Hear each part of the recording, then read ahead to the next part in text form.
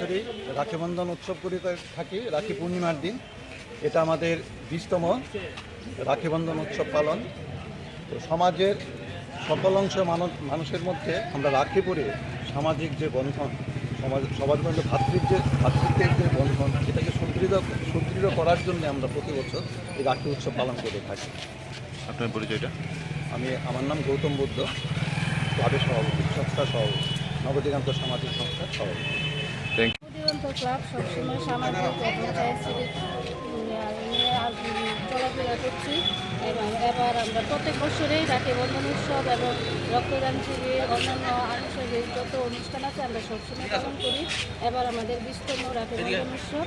আমরা পথ চলতি সাধারণ মানুষ বা যত মানুষ চলাফেরা করছে তাদেরকে আমরা রাখি পরিয়ে তাদের সঙ্গে সৌহার্দ্যবোধ স্থাপন করার চেষ্টা করছি এবং সবার সঙ্গে মিলেমিশে একাত্মবোধ স্থাপন করার চেষ্টা করছি।